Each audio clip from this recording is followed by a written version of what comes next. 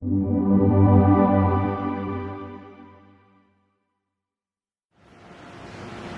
းလုံးမင်္ဂလာပါလို့နှုတ်ခွန်းဆက်လိုပါတယ်ဒီနေ့လိုမျိုးတကယ်ချီကောင်းပြီးရှင်ပြည့်တဲ့ဘုရားကိုယ်တာရဲ့ဘုံကြည်ပါစေမကောင်းမှာကျလို့ fellowship အတီးတီးပေါင်းပြီးအတူတကွမိသားရဖွဲ့ဘုရားရှင်မွေးလာဒုတိယအချိန်လို့ကျွန်တော်ထင်ပါတယ်ဒီလိုပြည့်မြောက်အောင်ဦးဆောင်ပြီးတဲ့ကြည်ပတိတရားခေါင်းဆောင်တွေအားလုံးအပေါ်လဲကျွန်တော်ထိုးကြည့်တင်ပါတယ်ဒီနေ့မှာဘုရားကိုကိုးကွယ်ဖို့လာရောက်ကြတဲ့ဒီမှာညီအကိုတကယ်ချင်းအားလုံးအပေါ်မှာလဲကျွန်တော်ထိုးကြည့်လို့တင်ပါတယ်ကျွန်တော်ပြင်ဆင်ထားတဲ့ဒီကနာကတော့မင်္ဂလာရှိတော်သူ blessed person မိသားစုကိုယ်ကောင်းစင်လေးပြပါတယ်ဖတ်ချင်တဲ့ကျမ်းပိုက်ကတော့စာလံနံပါတ်30နှစ်အငယ်1နဲ့စာလံနံပါတ်1အငယ်1နဲ့စီယာကုဩဝါဒစာခန်းကြီးတိငယ်စနစ်ပြပါတယ်ဖတ်ကြစို့ဒုစရတေကိုဘုံချင်းတို့ရောက်တော်သူသည်မင်္ဂလာရှိတော်ရဘုရားပက်တီတော်မူခြင်းနဲ့တွေ့နေလက်စားတတ်သောစိတ်တော်နဲ့အင်းစီတော်သူသည်မင်္ဂလာရှိစာလံနံပါတ်1အငယ်1နဲ့ဖတ်ကြစို့မတရားသောသူတို့၏တိုက်တွန်းခြင်းတို့မလိုက်လူစုတို့၏လမ်းတွေမရမမီမချင်မဲနှင့်ပြုသောသူတို့၏အစည်းအဝေး၌မထိုင်သာဝရဘုရား၏တရားတော်၌ဝိညာဉ်တော်၏တရားတော်ကိုမြင့်မြတ်မပြတ်ရှင်းချင်အောင်ပြီးတော်သူသည်မင်္ဂလာရှိ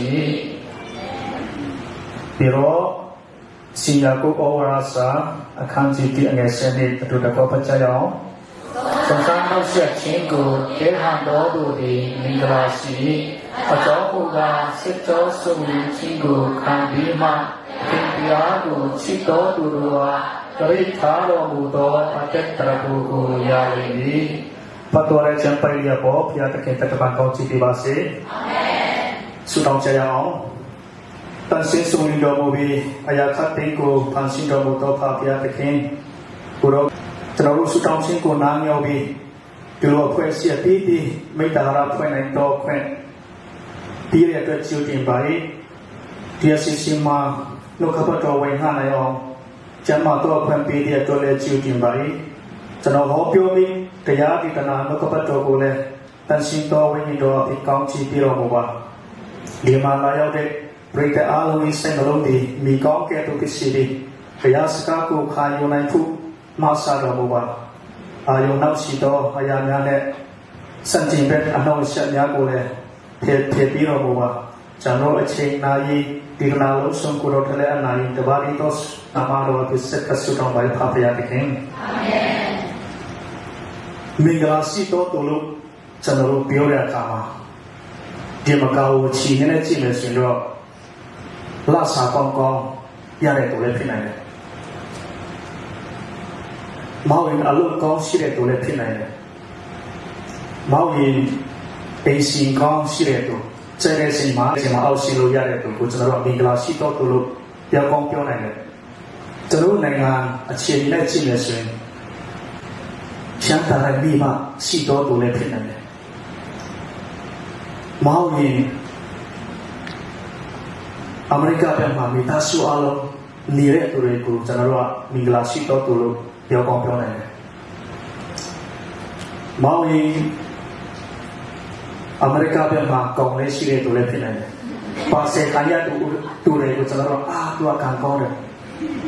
မင်္ဂလာရှိတယ်လို့ကျွန်တော်တို့ပြောကောင်းပြောနိုင်တယ်။အပြင်ကျော်အဖွဲ့အစည်းဒီဆိုဘုရားကျောင်းအကြီးကြီးပိုင်တဲ့သူမောင်ရင်မင်္ဂလာများကြီးရှိတဲ့သူကိုကျွန်တော်တို့ကောင်းချီးခံစားလိုက်မဟုတ်မင်္ဂလာရှိတယ်လို့ကျွန်တော်ပြောကောင်းပြောနိုင်တယ်ဒီနေ့မှာကျွန်တော်ကျမ်းစာဘယ်သူဘယ်လိုတွေကိုမင်္ဂလာရှိတော်သူ blessed person လို့ခေါ်တယ်ဆိုဒီမှာကျွန်တော်တောင်းချက်လေးနဲ့ပထမချက်ကတော့အပြည့်မှဘတ်တော်သူသာဝရဘုရားပက်တီတော်မူခြင်းနဲ့ဘတ်တော်သူသူတို့ကအမင်္ဂလာရှိတော်သူဖြစ်တယ် ကေတင်ရှိရတော့ဘုကျွန်တော်ကျန်စာမင်္ဂလာရှိတော့သူပြောတဲ့သူတွေဖြစ်တယ်ကျွန်တော်ဖတ်ပြီးတော့ဆာလန်တော့စနေအနေတိနဲ့နေမှာဆိုရင်အပြည့်အလွတ်ချင်းဒုစရပက်ကိုဖုံးအုပ်ချင်းတို့ရောက်တော့သူဒီမင်္ဂလာရှိကျန်စာမှာပေါ်ပြချက်အတိုင်းကျွန်တော်အသက်အားလို့ဖြစ်တယ်ဒီခိုးရေကိုလို့ဖြစ်တယ်ကျွန်တော်လူငယ်ရတဲ့ခါတလေပြောဘဝအတွက်ကျွန်တော်မစင်စားဘူးဒီနိုင်အောင်လုပ်တဲ့ခါတလေကျွန်တော်တို့ကိုယ့်အကူမထင်ရှားဘူးဒါပေမဲ့ကျွန်တော်ဖုန်းရှိတယ်ဖုန်းထဲမှာပတင်အမဲရကျွန်တော်ဖတ်လို့ရတယ်တတိကောင်းတဲ့ပြင်စွာနေတိုင်းတွေ့နေရတာဖြစ်တယ်ဒီမှာဆက်ဖွယ်တွေ့ရှိတဲ့သူပေါ်ပြချက်ကနာကျွန်တော်ပြောချင်တယ် whatever in data research platform တို့ရဲ့ပေါ်ပြချက်ရတစ်စက္ကန့်မှလူနှစ်ယောက်ပုံမှန်တည်တယ်တမနစ်မှဆိုတော့လူ114ချက်များတဲ့သူဆုံးတယ်တလိုက်မှဆိုတော့6400ကျော်တယ်တော့3,600နဲ့5,000အခုဖျား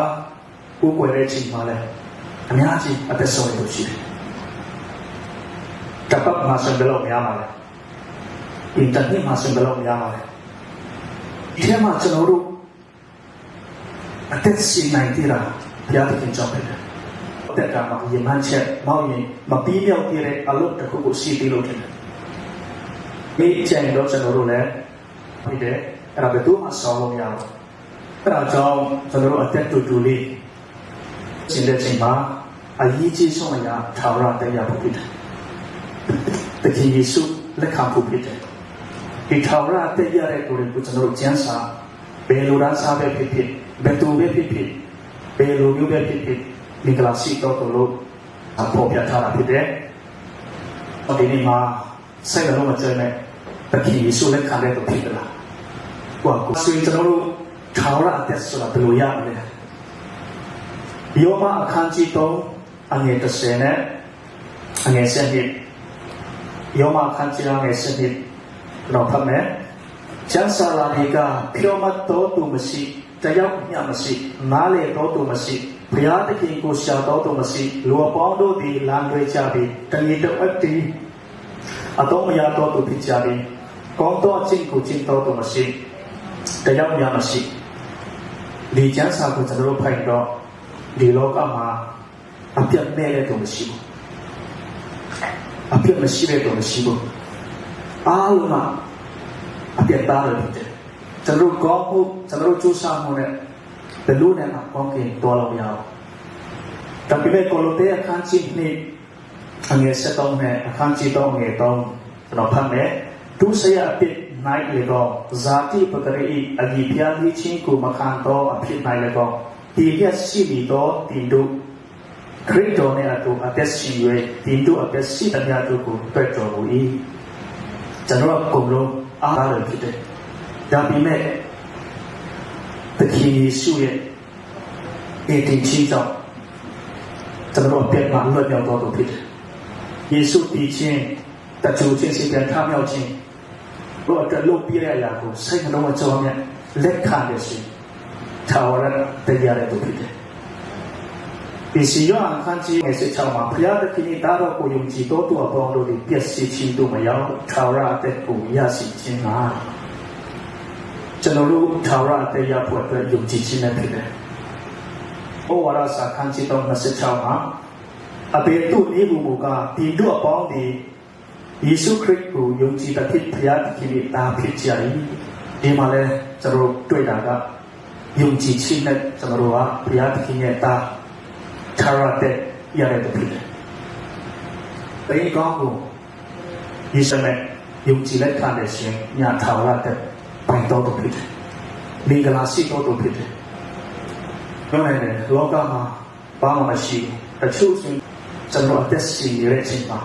မိသားစုအလုံးထာဝရတဲ့ဒီယေရှုလက်ခံတော်သူဖြစ်တော့မင်္ဂလာရှိတော်သူဖြစ်တယ်။တော့ဘာသာစကားပြောမှမဟုတ်ရင်ကောင်းတဲ့အရာလုံးမှတော့ကိတို့သွားမယ်လို့ထင်ကြတယ်။အဲ့ဒါမှမဟုတ်ဘူး။ကောင်းကင်တော်မဲ့လမ်းတစ်ခုတည်တော့ယုံကြည်ခြင်းပဲဖြစ်တယ်လို့ဒီမှာပြောချင်ပါတယ်။ ဒါပြီးကျွန်တော်တို့တခင်ယေရှုလက်ခံပြီးတော့တန်ရှင်တော်ဝိညာဉ်တော်တခင်ယေရှုရဲ့ဝိညာဉ်တော်ကျွန်တော်တို့ထဲမှာကျင့်ဝတ်တယ်ထိုဝိညာဉ်ကကျွန်တော်တို့အသက်တာကိုပြုပြင်ပြီးဝိညာဉ်အသီးတွေတည်လာမှာဖြစ်တယ်အသီးတော်မှာဘုရားကျောင်းအကြီးကြီးပိုင်တဲ့သူလည်းရှိတယ်နံပါတ်အများကြီးရှိတဲ့သူလည်းရှိတယ်ဟောင်းဆောင်နဲ့နံပါတ်အားလုံးအတူတကွတခင်ယေရှုလက်ခံပြီးတန်ရှင်တော်ဝိညာဉ်တော်ရဲ့လမ်းပြပို့ဆောင်တဲ့အတိုင်းတွားတဲ့သူတွေကမင်္ဂလာရှိတော်တင်တော်ဖြစ်တယ်မင်္ဂလာရှိတော်ဖွဲ့စည်းဖြစ်တယ်ဘယ်လိုပဲနံပါတ်များများအောင်ဆောင်တွေမှာနှစ်ဖွဲ့သုံးဖွဲ့ရှိတယ်နေရာလို့တယ်အမျိုးမျိုးလူမျိုးခွဲခြားမှုတွေရှိတယ်ဆိုတော့ဒီအပွဲရှိရင်တော့မင်္ဂလာရှိတော်ကိုလို့ခေါ်လို့မရဘူးမင်္ဂလာရှိတော်ကိုဆိုတာပထမဆုံးသခင်ယေရှုလက်ခံတဲ့သူဖြစ်တယ်ဒုတိယအနေနဲ့တန်ရှင်တော်ဝိညာဉ်တော်လူတိုင်းရှောက်သွားတော်သူဖြစ်တယ်ဘယ်လိုမင်္ဂလာရှိတော်လို့ကျွန်တော်ပြောချင်တာလဲဆိုတော့စီမာတဲ့အခန်းကြီး16အငယ်26မှာကျွန်တော်ထဲမှာရှိတဲ့သခင်ယေရှုရဲ့ဝိညာဉ်တော်ဟာဤစက်တော်ရာမှာရှိတဲ့အဘေဥစ္စာနဲ့မယွေးနေတဲ့အရာဖြစ်တယ်။ဟိုမင်းယုံကြည်လို့ပြီးမြတ်ထဲမှာရှိတဲ့ဝိညာဉ်တော်ဟာဘယ်အရာနဲ့မှနိုင်ရှိလို့မရတဲ့အရာဖြစ်တယ်။အဲဒါကြောင့်မင်္ဂလာရှိတော်သူဖြစ်တယ်။ဒုတိယချက်တော့ကြရအောင်။ထာဝရဘုရား၏တရားတော်၌မွေ့လျော်တော်သူဆာလံအခန်းငယ်1နဲ့ဒီလောကမှာလူတစ်ယောက်အတွက်အရေးကြီးဆုံးအရာကကျွန်တော်ပြောပြီးထားဖို့ဖြစ်တယ်။သခင်ယေရှုနဲ့ကပ်ဖို့ဖြစ်တယ်။ဒုတိယအနေနဲ့တော့ထာဝရဘုရားတရားတော်၌မွေ့လျော်ဖို့ဖြစ်တယ်။မဟုတ်ရင်တော့ဝိညာဉ်တော်နဲ့အသက်ရှင်ဖို့ဖြစ်တယ်။ယုံကြည်သူအတွက်ဆိုရင်ဝိညာဉ်တော်နဲ့အသက်ရှင်ဖို့အထက်ကအရေးကြီးဆုံးဖြစ်တယ်။ခုကျွန်တော်ယုံကြည်သူအများကြီးကျွန်တော်ယုံကြည်သူဖြစ်တယ်ခရိယန်ဖြစ်တယ်လို့ပြောကြတယ်။ဒါပေမဲ့နေ့စဉ်သက်တာမှာပျော်ရွှင်ခြင်းမရှိဘူးစိတ်ပြတ်တယ်အားငယ်ခြင်းနဲ့အသက်ရှင်ကြတယ်အကြောင်းရင်းကထာဝရဘုရားရဲ့နှုတ်ကပတ်တော်မမွေလောခြင်းမရှိလို့ဖြစ်တယ်နေရတော့ပြည့်မစင်းစားလို့ဖြစ်တယ်အဲဒါကြောင့်ကျွန်တော်ယုံကြည်သူဖြစ်ပြီးဘုရားနှုတ်ကပတ်တော်မှာမွေလောဖို့လိုတယ်ဆာလံခန်းရှိတိအငယ်တိနဲ့နှိပ်ဖတ်တဲ့ဆိုတော့ဘုရားတရားမှာမမွေလောနိုင်အောင်ကျွန်တော်တို့ကိုမတရားသောသူတို့တွေးဆောင်လို့ရှိတယ်။အဲ့ဒါကိုကျွန်တော်တို့တတိထားရမှာဖြစ်တယ်။သူတစ်ဖြစ်လူငယ်တွေကများသောအဖြစ်ကျွန်တော်တို့ချစ်တဲ့အရာအရေးကြီးခိုင်းတဲ့အရာအများကြီးရှိတယ်။ဒီနေ့မှာကျွန်တော်ပြောချင်တာကကျွန်တော်တို့အလေးထားတဲ့အရာတွေမှာတည်းဟာကျွန်တော်တို့အသက်တာပြည့်စုံခိုင်းတဲ့အရာဖြစ်တယ်။ညာတကိတဲ့အချိန်အများကြီးပြည့်တဲ့ဟာမဟုတ်ဘူးအရေးကြီးခိုင်းတဲ့ဟာနောက်ဆုံးမှာတော့အဲ့ဒီအရာအမြင်ရရချက်ခိုင်းတော့ကျွန်တော်တို့ကောင်းလေးကောင်းမလေးဖြစ်နိုင်တယ်ဘုရားသခင်ချက်ဒီကောင်းလေးကောင်းမလေးကိုအချိန်ပေးပြီးလုံးဆိုင်တယ်ဆိုတော့နောက်ဆုံးမှာဒီကောင်းလေးကောင်းမလေးဟာမြင်ရရချက်ခိုင်းတဲ့တော့ဖြစ်လာမှာဖြစ်တယ်အဲ့ဒါကြောင့်ယုံကြည်သူဖြစ်လာပြီဆိုရင်ကျွန်တော်တို့ဘုရားသခင်ကိုနံပါတ်1နေရာမှာထားဖို့လိုတယ်လူငယ်တို့ရဲ့ဘဝကိုပြည့်စုံအောင်အလွယ်ဆုံးလုပ်နိုင်တဲ့အရာအပေါ်မှာတင်ဖြစ်တယ်။ကျွန်တော်တကယ်ချင်းဖြစ်တယ်။စပိန်စပေါ်ကူမှာမင်းဘယ်သူနဲ့ပေါင်းတင်ဆက်ဆံလဲငါကိုပြောပြပါမင်းဘယ်သူလဲဆိုတာငါပြောပြမယ်လို့ပြောဆိုတယ်။အဲဒါကြောင့်ကျွန်တော်လူငယ်တွေဆိုတော့အထူးသဖြင့်ချင်းတရားအပေါင်းတင်ချစ်တယ်ကျွန်တော်တို့တကယ်ချင်းတွေကိုလည်းဒီချာရေးရမှာဖြစ်တယ်သူတို့ကြောင့်မိဘဝပြည့်စုံနိုင်တယ်သူတို့ကြောင့်မိဘဝလည်းတိုးတက်နိုင်တယ်အဲဒါကြောင့်တကယ်ချင်းပေါင်းတင်ကိုဒီချာရေးပါကျွန်တော်တို့ယုံကြည်လို့ဆိုရင်ယုံကြည်သူကိုပဲရမှာဖြစ်တယ်မယုံကြည်လို့သူတွေနဲ့ကျွန်တော်တို့ပေါင်းတယ်ဆိုတော့နောက်ဆုံးကျင့်တော့တတဲ့နည်းကြာလာတော့ကျွန်တော်တို့များတော့ဘုရားကြောင့်မတော်တော့ဘူးတော့တကယ်ချင်းတချို့တွေလည်းရှိတယ်မကောက်ရောက်ပါစားတော့အများကြီးဘုရားကြောင့်တော်တယ်ဦးဆောင်တယ် worship လည်းဦးဆောင်တယ်ကြာလာတော့သူတို့အလုပ်လည်းရှင်ပြလာတယ် upon in le miala no sundo aporo era ba pelo le sundo mia to upon tin chong pite era chong sa ru lu nge ri thu ta pe yong ji to ya upon tin ko ti cha yi ya ma pite đó thì chuyện này là đó song san chín để khả đó tụi rồi hả mình là sĩ đó tụi song san đâu sẽ chín để khả đó tụi rồi hả mình là sĩ đó tụi để sĩ ya cũng có vào sa khang chi ti anh em sinh đi sẽ không phải cho nó đôi ra song san đâu sẽ chín của để khả đó tụi mình là sĩ ở trong một cái sẽ cho song san chín của khang đi mà khi phía của chip đó tụi rồi cái gì thà đồ bộ đồ, ở tết tara phụ cụ gia lệ vì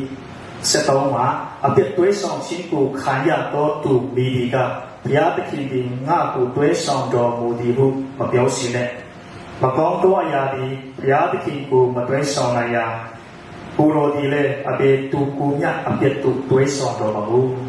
cái mà ông sung dùng chỉ tụ bị bỏ chỉ cả phía thế, đối với mà,但是都为你都能在幸福路嘞，但这样嘛咯。ကျွန်တော်တို့နေ့စဉ်တက်တာအမဲသားနေ့တိုင်းစုံစမ်းခြင်းမဟုတ်ရင်တော့ဒွေးဆောင်ခြင်းကိုကြုံရမှာဖြစ်တယ်ဒီမှာ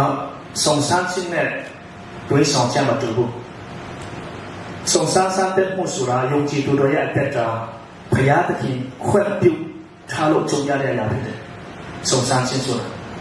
ဘုရားရဲ့ယဉ်မှန်းချက်ကကျွန်တော်တို့အသက်တာတာမာဖို့မောင်ရင်စိုက်စီဖို့ရင့်ချက်စီဖို့ဖြစ်တယ်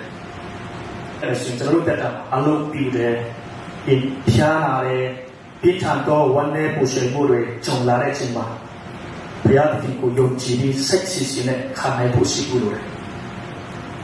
ဒါပေမဲ့ကျွန်တော်တို့ကိုတို့တွေကိုကောင်းချီးပြီးနေဆိုကောင်းချီးပြီးလို့တဲ့အချိန်မှာဒီစံတဲ့မှုစုံစမ်းခြင်းကိုကြုံခိုင်းရရှိတယ်ဒီစံတဲ့မှုစုံစမ်းချက်ကိုမြင်အောင်မြင်နေရှင်ဒီစာမီပွဲကိုအောင်နေရှင်ဘုရားသခင်ကကောင်းချီးတစ်ခုခုပေးမှာဖြစ်တယ်ကျွန်တော်တို့မှာပြီးမှဆိုတက်ကတူပဋိက္ခမှာစေရမှာအခုဆိုစနဒါအောင်ဟာတက်ကတူတရားမှာဖြစ်တယ်အဲ့လိုပဲကျွန်တော်တို့ယုံကြည်သူတက်တာမှာစံတဲ့မှုစုံစမ်းခြင်းဆိုအမဲရာကြုံလေးရှိတယ်အဲ့ဒီစံတဲ့မှုတို့ရဘုရားသခင်မင်းကိုမချစ်လို့မဟုတ်ဘူးဘုရားတရားမင်းကိုဒီထက်တူတက်ခြင်းလို့ဒီထက်ကောင်းချီးဒီထက် level up ခြင်းလို့ဖြစ်တယ်အဲ့ဒါကြောင့်ဒီလိုစံတဲ့မှုစုံစမ်းခြင်းကြုံလာတဲ့အချိန်မှာစိတ်စီစီနဲ့ဘုရားသခင်ကိုပဲအားကိုးပါယောသပုံပြီးကျွန်တော်ကိုလုံးကြည့်တယ်ဘုရားသခင်ကကောင်းချီးမပေးခင်မှာဒုက္ခတယ်ကျွန်တော်တို့နေ့စဉ်တက်တာမှာအမျိုးမျိုးစံတဲ့ပုံစုံစမ်းခြင်းတွေကြုံလာမယ်။ဒါဘုရားတရားမင်းကိုကောင်းချီးပေးခြင်းလို့ဖြစ်တယ်။ဒုတိယမှာတော့အပြစ်တွေးဆောင်ခြင်းအပြစ်တွေးဆောင်ခြင်းဆိုတာကျွန်တော်တို့အတွေးစိတ်ဆန္ဒများမကောင်းမှုပြုလို့ရန်အပြစ်တွေးဆောင်ခြင်းဖြစ်တယ်။တရားအပြစ်တွေချက်ရောက်စီဒီမှန်ကတော့ရမှာဆွေးကြုပ်ဖို့နဲ့ဘုရားနဲ့ဝေးစီဖို့ဖြစ်တယ်။အဲဒီအပြစ်တွေးဆောင်ခြင်းဥပမာပြောရလို့ဆိုရင်လိမ်ညာခြင်းတို့လောဘတို့မနာလိုခြင်းမကောင်းတဲ့အပျော်ပါမျိုးမျိုးဒီအရာတွေကကျွန်တော်တို့တက်တာကဘုရားသခင်ကိုဝေးရှိဖို့ကြုံရတဲ့အရာတွေဖြစ်တယ်ဒီတွေးဆောင်ခြင်းကိုကျွန်တော်တို့ကြုံလာရင်တန်စီတော်ဝိညာဉ်တော်တကူအဖြစ်ပြန်လဲတိုက်ခိုက်ပြီးညှင်းဆိုရမှာဖြစ်တယ်